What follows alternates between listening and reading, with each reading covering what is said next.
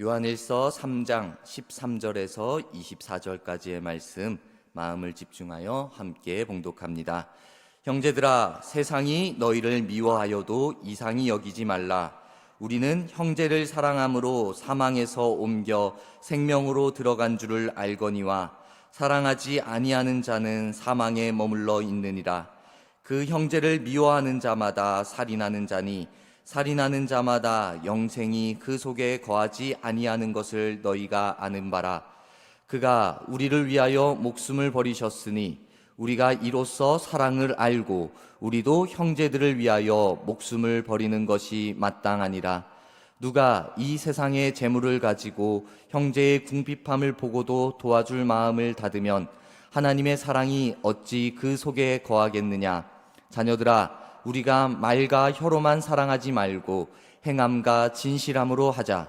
이로써 우리가 진리에 속한 줄을 알고 또 우리 마음을 주 앞에서 굳세게 하리니 이는 우리 마음이 혹 우리를 책망할 일이 있어도 하나님은 우리 마음보다 크시고 모든 것을 아시기 때문이라. 사랑하는 자들아, 만일 우리 마음이 우리를 책망할 것이 없으면 하나님 앞에서 담대함을 얻고 무엇이든지 구하는 바를 그에게서 받나니 이는 우리가 그의 계명을 지키고 그 앞에서 기뻐하시는 것을 행함이라. 그의 계명은 이것이니 곧 그 아들 예수 그리스도의 이름을 믿고 그가 우리에게 주신 계명대로 서로 사랑할 것이니라. 그의 계명을 지키는 자는 주 안에 거하고 주는 그의 안에 거하시나니 우리에게 주신 성령으로 말미암아 그가 우리 안에 거하시는 줄을 우리가 아느니라. 아멘. 아멘. 우리는 이 사랑이라는 단어를 너무나도 많이 듣고 살아갑니다. 그리고 사랑을 받은 자로서 사랑을 하라라는 말까지 듣고 살아갑니다. 하지만 이 사랑이라는 단어가 좋은 것도 알고 받은 것도 알고 해야 되는 것도 아는데 이 사랑을 대가 없이 진정으로 사랑해야 된다라고 한다면은 결코 이것이 말처럼 그리고 성경에 나오는 가르침처럼 쉽게 행해지지는 않는 것 또한 사실입니다. 가까운 사람을 내가 사랑했는데 그 사람에게 배신을 당하고 상처를 받는다면은 오히려 그 사람을 다시 사랑하는 것이 어려워지는 것입니다. 그리고 나랑 너무나도 다른 생각을 가지고 있는 사람이 있는데 내 생각으로는 이해할 수가 없는데 그 사람을 사랑하고자 한다면은 그렇게 사랑하는 것이 되어지지가 않는 것입니다. 그리고 나로서 내 모습을 먼저 볼 때 사랑해야 될 만한 사람인데도 내 마음이 메말라 있고 지쳐 있고 힘든 상황에 있다면은 그 사랑을 베푸는 것이 결코 쉽지 않음을 우리는 생각하게 되어지는 것입니다. 제가 말씀드린 이러한 여러 어려운 사랑의 형편을 볼 때 세상의 사람들은 그렇기 때문에 사랑은 감정이다 라고 이렇게 말할 수 있을 것입니다. 내 감정이 힘들 때 더 사랑하기 힘들다 라고 여기는 것입니다. 그런데 우리가 배우는 하나님의 가르침, 이 성경에서는 사랑을 그저 단순히 감정에 따라 행해라 라고 가르치지 않습니다. 성경은 분명히 말합니다. 사랑은 생명을 가진 자로서 증거가 된다라고 우리에게 가르쳐 주는 것입니다. 사랑할 만해서 사랑하는 것이 아니라 그리고 내 안에 사랑이 넘쳐서 사랑하는 것이 아니라 내가 예수 그리스도로 인하여 생명을 얻었기에 그 증거로 나는 사랑한다. 이렇게 성경에서는 가르치고 있는 것입니다. 오늘 우리가 요한일서 3장의 말씀을 읽었습니다. 이 요한일서를 기록한 사도 요한은 이 사망 가운데 우리가 예수 그리스도로 말미암아 생명으로 옮겨졌다라고 분명히 말하고 있습니다. 그 생명을 가진 사람은 사랑하며 살아가게 되어 있다라고 다시 한번 분명하게 우리에게 메시지를 주고 있는 것입니다. 더 나아가 예수님께서 먼저 우리를 사랑하여 주셨기에 그 자신의 생명까지 내어주셨기에 그 사랑을 받은 우리가 사랑하는 삶으로서 부르심을 받은 존재다라는 것을 우리에게 가르쳐주고 있는 것입니다. 우리는 예수님의 사랑을 받은 자입니다. 하나님의 사랑을 받은 자입니다. 그래서 마땅히 사랑을 해야 하는 존재인 것입니다. 이것이 성경의 가르침입니다. 그런데 이 사랑이라는 것이 실천하는 것은 결코 말처럼 가르침처럼 쉽지 않다라는 것입니다. 내 힘으로는 끝까지 사랑할 수 없습니다. 그래서 하나님께서는 우리에게 사랑의 계명, 이 명령을 지킬 수 있도록 너희는 성령 안에서 구하고 기도해라 라고 여기까지 가르쳐 주시는 것입니다. 오늘 우리가 이 선포되어지는 이 말씀을 통하여서, 이 말씀을 통해 들을 때 사랑이 명령이구나 라고 부담감으로만 받지 않았으면 좋겠습니다. 사랑을 명령으로 부담스럽게만 받는 것이 아니라 내가 예수님의 사랑을 받은 자로서, 이제 내가 예수님의 생명을 힘입은 자로서 마땅하게 그 말씀에 따라 사랑하겠습니다 라는 이 믿음의 고백을 하나님 앞에 드리는 우리 모두가 되었으면 좋겠습니다. 오늘 이 시간 성도로서, 그리스도인으로서 마땅히 행해야 할 사랑을 우리의 마음에 다시 한번 새기며 나아가는 귀한 은혜의 시간이 되기를 소망합니다. 오늘 말씀, 세상이 믿음의 사람들, 우리 성도들을 향하여서 바라보는 태도가 나오고, 그리고 사도 요한이 그 태도 앞에서 어떠한 반응을 취하라 라는 것으로 시작을 합니다. 오늘 13절 말씀에 본다면, 형제들아 세상이 너희를 미워하여도, 세상이 너희를 미워하여도 이상히 여기지 말라라고 이렇게 말을 하는 것입니다. 형제들은 믿음의 사람들을 말하는 것입니다. 세상은 믿지 않는 사람들을 말하는 것입니다. 그 세상의 사람들이 믿음의 사람들을 향하여서 미워한다라는 것입니다. 근데 그 믿음의 사람들아 너희가 어떠한 태도? 이상하게 여기지 말라라는 것입니다. 이 말을 보더라도 세상의 사람들이 지금 성도들을 향해, 믿음의 사람들을 향하여서 시기, 질투, 미움의 대상이 되어졌던 것입니다. 그들이 미움을 받고 있는, 핍박을 받고 있는 그런 현실 속에 있었던 것입니다. 그때 위로하면서 말을 하는 것입니다. 여러분, 세상이 당신을, 믿음의 사람들, 여러분을 미워한다 할지라도 그것으로 인하여서 이상하게 여기지 마십시오라고 말을 하는 것입니다. 이상히 여긴다라는 말은 사실 깜짝 놀래다, 경이로움, 이 단어에서 유래되었다고 합니다. 이상히 여기다, 깜짝 놀랄 만큼 그 경이로움을 이야기하는 겁니다. 그런데 지금 이어나오는 미워한다라는 이 말과 함께 쓰여져 가지고 너희들이 너무 놀라지 말고 너희의 마음에 내가 위로를 준다라는 뜻이 되어지는 것입니다. 근데 단순히 미워한다라는 말이, 사람들은 누군가를 대상으로 미워할 수 있습니다. 그 마음에 있을 수 있습니다. 미워하는 마음은 얼마든지 사람마다 가질 수 있습니다. 근데 여기서 말하는 미워함이 그냥 단순히 그런 약함의 미워함이 아니었습니다. 마음으로 저 사람 미워, 보기 싫어, 이 정도가 아니라 몹시 싫어해서 증오하는 그 정도입니다. 그래서 그 사람을 향하여서 행동까지 나타나는 것입니다. 핍박하고 환난하고 적대적으로 그 사람을 공격하는 그러한 미워함이었던 것입니다. 지금 믿음의 사람들은 믿음을 지키며 살아가는데, 믿지 않는 세상의 사람들은 그 그리스도인들을 향하여서 핍박하고 환난을 주고, 그리고 이러한 증오함까지로 나아가는 것입니다. 이에 지금 사도 요한은 너희는 이상히 여기지 말라, 너무 놀라지 말라라고 위로를 하는 것입니다. 이 정도의 모습을 생각할 때 세상의 사람들과 이 믿음의 사람들이 생각이 너무나도 다른 것입니다. 그들의 기준과 가치관이 다릅니다. 아무리 그리스도인들이 그 성경의 가르침에 따라서 세상의 사람들을 사랑하라 라고 한다면은 그때 이 사람들 그래도 괜찮네 라고 받아들일 수 있을 것입니다.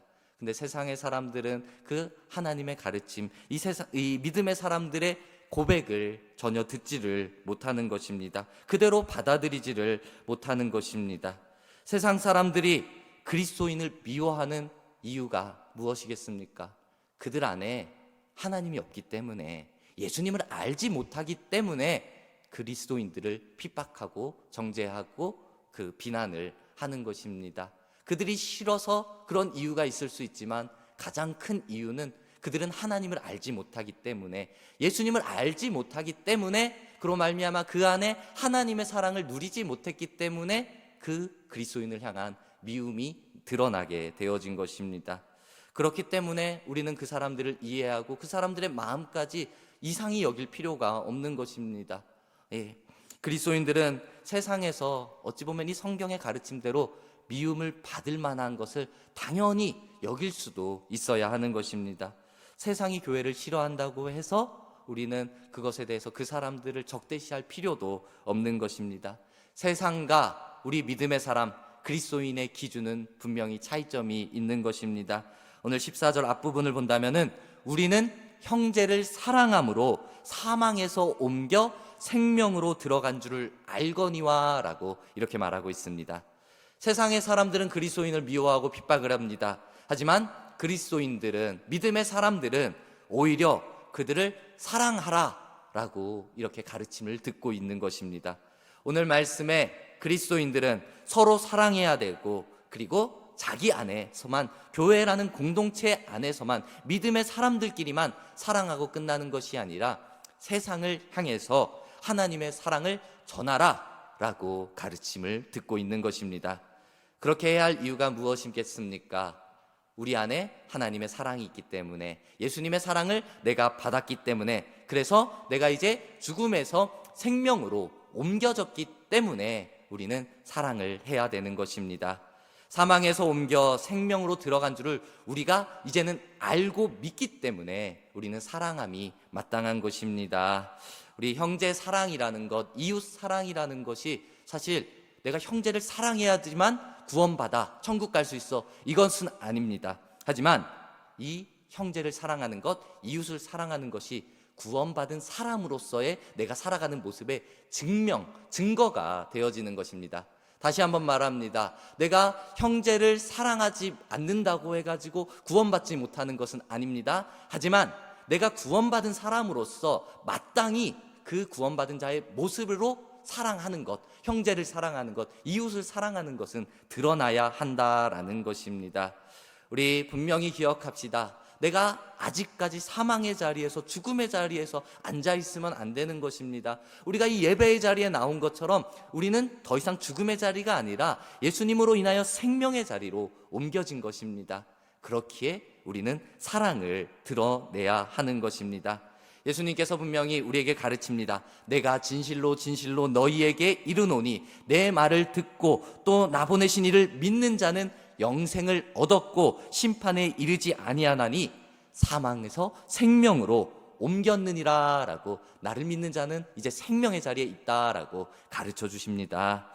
예수님을 믿는다는 것이 바로 이 세상의 자리에서 더 이상 그곳에 머물러 있는 것이 아니라 영원한 생명의 자리, 저 천국의 자리로 옮김을 받았다라는 것을 의미하는 것입니다. 세상의 사람들은 하나님을 듣지 못했을 수 있습니다. 그래서 예수 그리스도가 누구인지 모를 수 있습니다. 그렇기 때문에 예수님을 알지 못하기 때문에 무의식적으로 그 교회 다니는 사람을, 믿는 사람들을 미워하고 싫어하는 것입니다. 여러 가지 이유를 댈 수 있다 할지라도 그저 우리가 잘 생각해 본다면 그들은 그냥 싫어서라고 대답할 수도 있는 것입니다. 그리스도인은 세상으로부터, 세상 사람으로 인해 그 미움을 받을 때 내가 구원받은 사람이다 라는 것을 먼저 생각하고 깨달아야 하는 것입니다. 내가 왜 미움받고 있는가, 이것을 생각할 것이 아니라 나는 하나님으로 인해서 구원받아서 죽음에서 이제 생명의 자리로 옮김받은 사람이야 라는 것을 생각해야 되는 것입니다. 이전에는 죽음, 이전에는 죄의 자리에 있을 수 있지만 이제 더 이상은 죽음의 자리, 죄의 자리가 아니라 생명의 자리, 빛의 자리로 옮김을 받은 것입니다. 그래서 영원한 생명 대신 예수 그리스도를 내 마음에 모시고 살아가는 것입니다. 이러한 놀라운 일이 일어날 수 있었던 이유는 내가 교회로 나왔기 때문이 아닙니다. 하나님의 아들 예수 그리스도께서 자신의 생명을 십자가에 내어 드림으로, 버림으로 인하여 우리가 그 구원을 받게 되어진 것입니다. 우리가 알아야 할 이 하나님의 사랑은 바로 이 세상에 오신 독생자 예수 그리스도께서 자기 목숨을 십자가에 내어 놓으신 것, 우리는 이것을 기억해야 하는 것입니다. 분명합니다. 예수 그리스도는 자기 자신의 목숨을 자기 자신을 위하여가 아니라 바로 죄인인 우리를 위하여 그 십자가에서 내어 놓으신 것입니다. 하나님이시면서 인간의 몸으로 이 땅에 오셔서 자기의 생명을 값으로 내어주심으로 이것을 믿는 사람들을 생명의 자리로 옮겨주신 것입니다. 이렇게 그리스도인은 그 이제 사망에서 옮겨 생명으로 들어간 사람임을 우리는 잊지 말아야 하는 것입니다. 오늘 이번 주일을, 이 돌아오는 주일을 생각할 때 웨슬리 회심 기념주일로 우리 감리교회에서는 지킵니다. 감리교회를 세운 이 존 웨슬리 목사님은 1735년 영국에서 이렇게 태어나서 영국에서 있다가 미국으로 선교 여행을 갑니다. 그 훌륭하신 분이었습니다. 그 당시도 아주 뛰어난 분이었습니다. 근데 미국 그 조지아주에서 선교 여행을 했는데 열심히 했는데 열매가 있었느냐? 아니요, 열매가 없었습니다. 쉽게 말해서 조금은 실패한 선교 여행이, 선교 사역이 되어졌던 것입니다. 그래서 그 마음 가운데 실망감과 좌절감이 들었던 것입니다. 그래서 이제 다시 영국으로 돌아오는데 그 배에서 풍랑을 만나게 되는 것입니다. 그래서 죽을까 두려워 떠는 것입니다. 그때 한 배에 탄 모라비안 그 성도들이, 그 교도들이 뜨겁게 찬양하는 모습을 보는 것입니다. 뜨겁게 기도하는 모습을 보는 것입니다. 그리고 그들이 그 가운데에서 죽음도 두려워하지 않고 평안함을 누리는 모습을 보고 그가 충격을 받게 되는 것입니다. 그리고 시간이 지나 이제 1738년 5월 24일 영국의 런던 올더스 게이트에서 그 웨슬리 목사님이 참석하고 그 자리에서 성령을 체험하고 돌이키게 되는 것입니다. 회심을 하게 되는 것입니다. 지금까지도 사역을 해왔습니다. 지금까지도 예수님을 잘 믿어왔습니다. 그런데 지금까지는 종교적 열심으로 사역을 감당했던 것입니다. 그렇게 생각을 했던 것입니다. 그런데 그 거리에서 그 시간에 이 성령을 체험하니까 믿음으로 구원을 받는다라는 확신이 그 마음에 들었던 것입니다. 이후에 그 모습이 완전히 변화되어진 것입니다. 그 자리가 옮겨지게 되어진 것입니다. 종교적 열심에서 정말 성령 체험이라는 그 자리로 옮김을 받게 되어진 것입니다. 이미 선교사였습니다. 목사였습니다. 신학자였습니다. 근데 그때까지는 성령에 대한 확신이 그분 가운데 없었습니다. 그런데 비로소 그 거리에서 뜨거운 성령의 체험을 하고 나서야 믿음으로 당당하게 내가 구원의 확신을 받았다라고 고백을 하게 되어진 것입니다. 우리 안에도 이러한 고백이 분명히 있어야 되는 것입니다. 내가 교회를 열심히 다닌다고 해서, 오래 다닌다고 해가지고 내 안에 성령이 자리 잡는 것은 아닙니다. 구원함을 누리는 것이 아닙니다. 내 안에 분명히 예수 그리스도를 내가 진정으로 영접하고 믿어야지 그 구원함을 누리고 또한 성령을 경험하게 되어지는 것입니다. 우리는 이 성령을 통하여 믿음으로 하나님 자녀됨을 얻은 것입니다. 그 자리로 나오게 된 것입니다. 사망에서 옮겨 생명의 자리에 앉아 있는 것입니다. 이렇게 본문 14절에 형제를 사랑함으로써 생명의 자리로 옮겨갔다라고 분명하게 가르치고 있는 것입니다. 그러면서 조금 더 강하게 이야기하는 부분, 사랑하지 아니하는 자는 사망에 머물러 있느니라 라고까지 이야기를 하는 것입니다. 사랑하지 아니하는 자는 사망에 머물러 있다. 아직까지 죽음의 자리에서 옮겨오지 못한 것입니다. 그렇기에 우리 사랑하는 것이 이 구원받은 사람의 마땅히 가져야 할 모습이다라는 것입니다. 그래서 성경에는 행함이 없는 믿음은 죽은 믿음이다라고 이렇게 표현을 하고 있는 것입니다. 우리 안에 이 행함이 있는 믿음을 드러내야 하는 것입니다. 우리는 형제를 사랑함으로써 사망에서 옮겨 생명으로 들어간 줄을 안다라고 이 고백이 우리 안에 고백되어져야 되는 것입니다. 오늘 말씀 잘 기억해야 되는 것입니다. 사망의 자리에서 옮겨 있지 않으면은 우리가 육신이 죽어 있는 것이 아니라 영이 죽어 있는 것입니다. 영혼이 비참한 상태, 그러한 상태로 남아 있는 것입니다. 그 사람 영에 성령님께서 함께 계셔서 살아 있어야 되는데 비참하게 그 영혼이 죽어가지고 생명력을 갖지 못한다면은 너무나도 비참한 상태라고 밖에 말할 수 없는 것입니다. 하나님의 영이 그의 영 가운데 계시다면은 이제 살아 있어야 되는 것입니다. 움직여야 되는 것입니다. 그 생명이 세상을 향하여 드러나야 한다라는 것입니다. 그렇기에 우리는 어떻게 해야 되겠습니까? 오늘 16절 말씀, 그가 우리를 위하여 목숨을 버리셨으니, 예수님입니다. 우리가 이로써 사랑을 알고 우리도 형제들을 위하여 목숨을 버리는 것이 마땅하니라 라고 가르치고 있습니다. 예수님께서 목숨을 버려 우리를 사랑하셨던 것처럼 우리도 형제를 위하여 사랑하는 것, 이것이 우리가 행해야 될 모습인 것입니다. 같은 내용으로 그 다음 장 4장 11절에 이렇게 말합니다. 사랑하는 자들아, 하나님이 이같이 우리를 사랑하셨은즉 우리도 서로 사랑하는 것이 마땅하도다.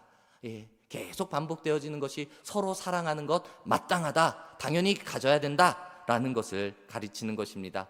마땅하다라는 말이 이런 것으로 비유가 되어집니다. 사람이 돈을 빌렸으면은 돈을 갚아야 되는 것, 이것이 마땅한 일인 것입니다. 빌려놓고도 저 사람은 많이 가졌으니까 안 갚아도 돼, 이 생각을 하면은 잘못된 생각이라는 것입니다. 빚을 지고 갚을 생각을 안 하면은 그것이 문제인 것입니다. 우리가 하나님 앞에 빚을 진, 사랑의 빚을 진 자인 것입니다.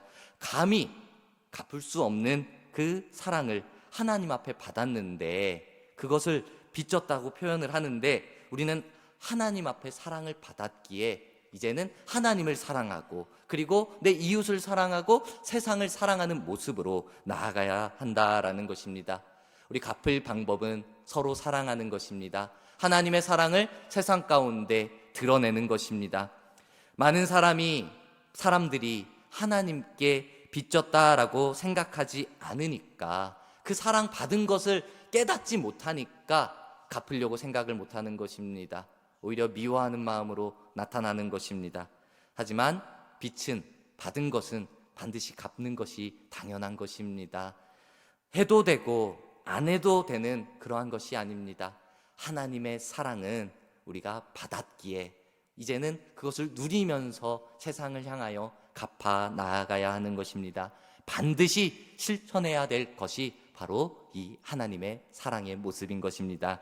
사랑받은 우리가 사랑하는 것 당연하고 마땅한 것입니다. 오늘 말씀 마땅히 해야 할 사랑에 대해서 계속해서 말합니다. 17절에 누가 이 세상의 재물을 가지고 형체의 궁핍함을 보고도 도와줄 마음을 닫으면 하나님의 사랑이 어찌 그 속에 거하겠느냐라는 것입니다. 힘들어하는 자에게, 물질로 고통받는 자에게 내가 있으면 그에게 베풀라라는 것입니다. 근데 그 도와줄 마음을 닫아버리면은 너 안에 하나님 사랑이 있냐라고 반문하는 것입니다. 이어서 18절에 자녀들아, 우리가 말과 혀로만 사랑하지 말고 행함과 진실함으로 하자라고 말을 하는 것입니다. 지금 믿음의 사람들을 향해 먼저 부르기는 자녀들아 라고 부르는 것입니다. 이 자녀들아 라는 것이 우리 육신의 부모의 자녀들로 부르는 것이 아니라 사랑받은 하나님의 자녀로서 우리를 불러주는 것입니다.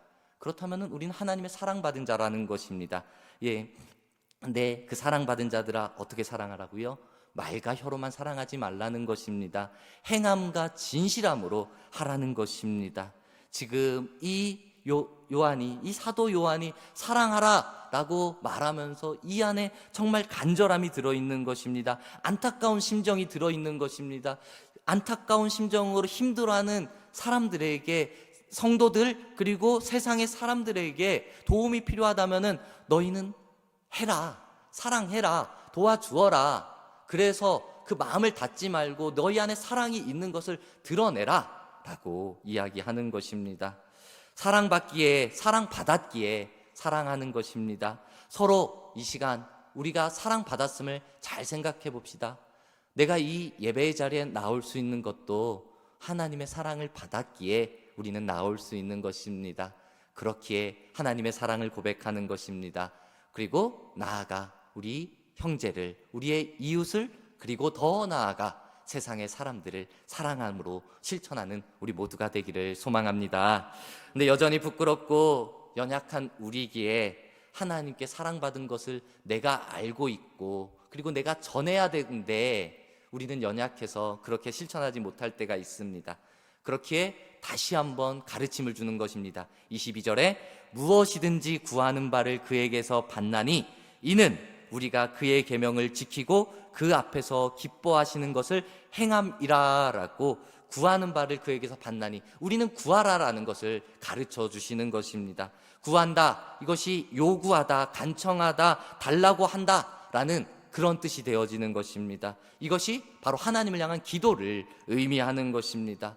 우리는 하나님 앞에 기도하는 것이 마땅한 것입니다. 하나님을 위하여서 기도하는 것 먼저 되어져야 될 것이고, 그리고 우리에게 해결되어져야 될 것을 위하여서 기도해야 되는 것입니다. 오늘 하나님 앞에서 기뻐하시는 것을 행함이라, 우리 하나님께서는 구하는 자에게 주신다라고 분명히 말씀하고 있습니다.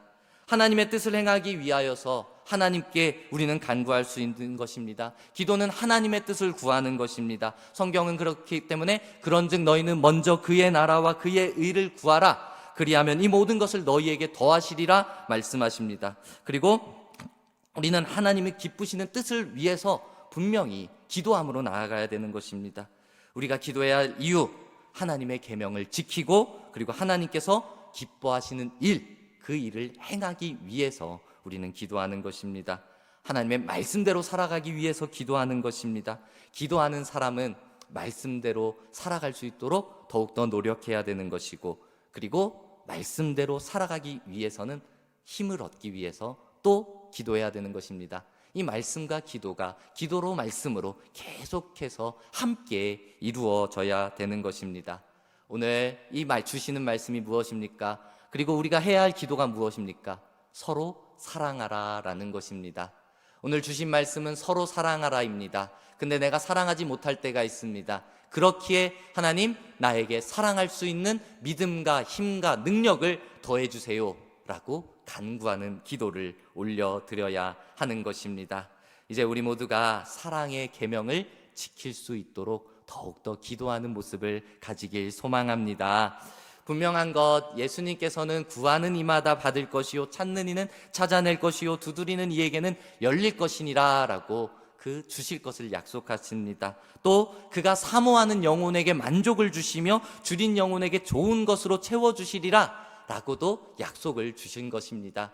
우리는 구하면 되는 것입니다. 구할 때 하나님께서 우리에게 분명히 허락하여 주시는 것입니다. 중요한 것, 우리의 간절한 기도가 그저 내 필요를 위해서만 기도할 것이 아니라 그 안에서 하나님이 원하시는 뜻이 무엇인지 생각하고 기도해야 된다라는 것입니다.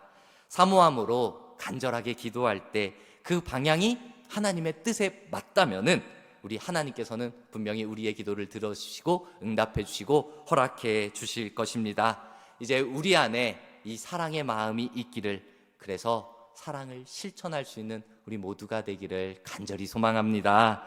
이것이 바로 우리 하나님께서 우리 믿음의 사람, 우리 성도들에게 원하시는 모습입니다. 우리 서로 사랑하기를 하나님 앞에 기도하며, 그리고 나아가 사랑을 실천하고 행하는 우리 모두가 되기를 주님의 이름으로 축복합니다. 아멘.